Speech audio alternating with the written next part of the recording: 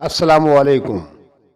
آج ہم آپ کے سامنے ایک بہترین نثر نگار علامہ سید سلیمان ندوی رحمۃ اللہ علیہ کے نثری خدمات اور ان کی نثری خصوصیات بیان کر رہے ہیں۔ سب سے پہلے ان کا تعارف پیش خدمت ہے۔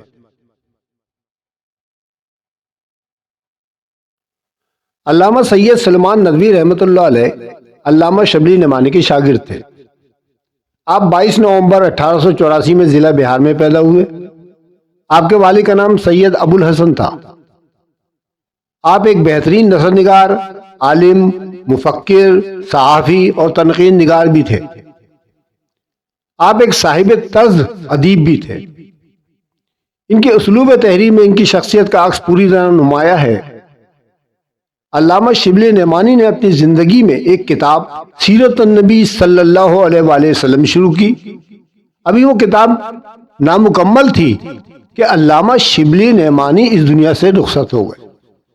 ان کے بعد یہ کتاب علامہ سید سلیمان ندوی رحمۃ اللہ علیہ نے مکمل کری۔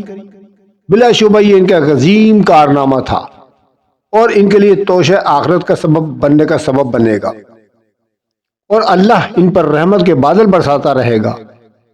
علامہ سید سلیمان ندوی رحمۃ اللہ علیہ کی تحریر میں ہم کو یہ خصوصیات نظر آتی ہیں، تو ہم ان کی چند خصوصیات کا جائزہ لیتے ہیں۔ نمبر 1، جامع تحریر۔ جامع کا مطلب مکمل۔ علامہ کی تحریر میں جامعیت اور خیال انگیزی ہے۔ وہ چونکہ ایک بہت بڑے عالم اور مفکر بھی تھے، لہذا ان کی تحریر میں ایک عالمانہ شان اور انداز موجود ہے۔ ان کی تحریر ہر لحاظ سے مکمل ہے۔ نمبر 2، فصاحت و بلاغت۔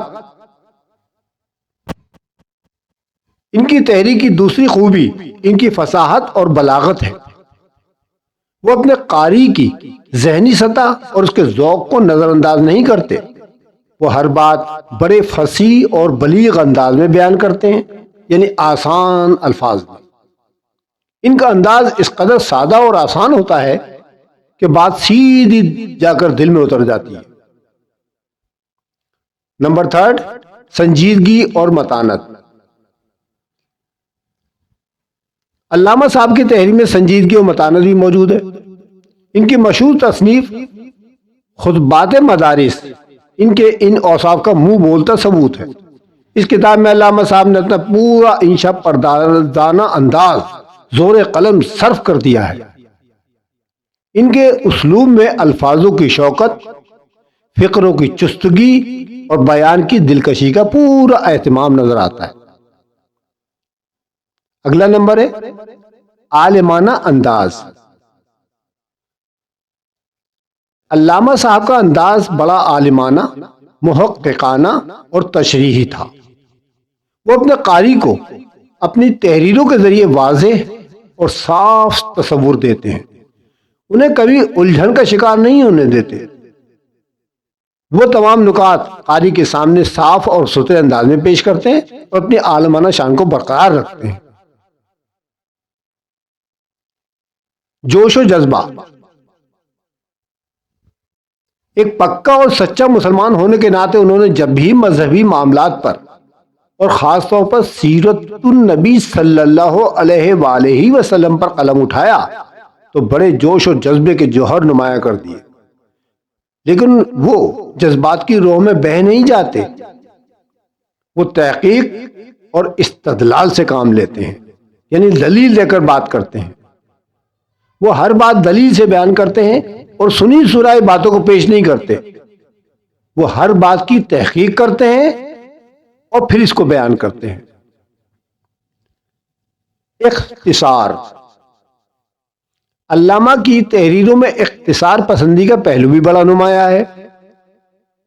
وہ کوزے کو دریا بنانا جانتے ہیں اور دریا کو کوزے میں بند کرنے کی اہلیت بھی ان میں موجود ہے، یعنی وہ تفصیلی واقعات کو مختصر طور پر بیان کرنے کی بڑی صلاحیت رکھتے ہیں۔ وہ کسی بیان کو کبھی بے جا تول نہیں دیتے، یعنی لمبا نہیں کرتے، بلکہ بڑے مختصر انداز میں اس کو پیش کر دیتے ہیں۔ مقصدیت: سید سلمان ندوی کی ہر تحریر، خواہ وہ قرآن کریم کی تفسیر ہو یا سیرت النبی صلی اللہ علیہ وسلم یا کوئی سفر نامہ یا کوئی شخصی خاکہ، اس میں مقصدیت کا عنصر بہت غالب ہے۔ ان کی کوئی تحریر مقصدیت سے خالی نہیں ہے۔ انہوں نے اپنی تحریروں سے مسلمانوں میں اسلام اور مذہب سے گہری دلچسپی پیدا کرنے کی کامیاب کوشش کی ہے۔ دلکش طرز تحریر: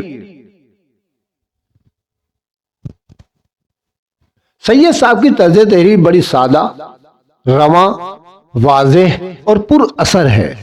وہ قوت استدلال سے اپنی تحریر میں زور پیدا کرتے ہیں۔ الفاظ کے استعمال، روزمرہ محاورات و ضرب الامثال وغیرہ میں وہ حسن تناسب کا بڑا خیال رکھتے ہیں۔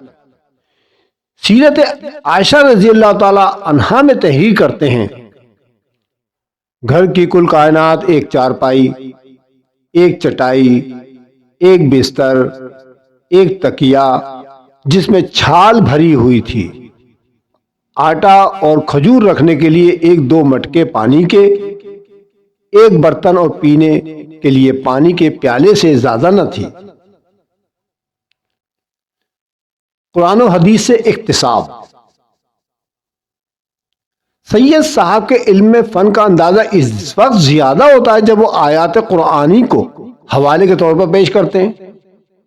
اسی طرح حضور اکرم صلی اللہ علیہ وآلہ وسلم کی سیرت طیبہ پر جہاں جہاں اظہار خیال کیا، وہاں یہ احساس بھی اجاگر کیا کہ حضور اکرم صلی اللہ علیہ وسلم کی شخصیت صفات کاملہ کا ایک بہت بڑا کرشمہ تھی، جس سے مکمل طور پر استفادہ حاصل کیا جا سکتا ہے۔ الغرض، یہ وہ تمام خصوصیات تھیں جو علامہ صاحب کی تحریر میں موجود ہیں۔ ان کی تحریریں ادب اور سلیقے کے ساتھ ساتھ مطالعے کی عادت بھی ڈالتی ہیں۔ وہ ایک صاحب طرز ادیب، کامیاب مورخ اور ایک بہت بڑے عالم دین بھی تھے، اور یہی چیزیں ان کی تحریر کو نمایاں کرتی ہیں۔ کاش ہماری قوم میں ان جیسے ہی اور بھی عالم دین پیدا ہو جائیں۔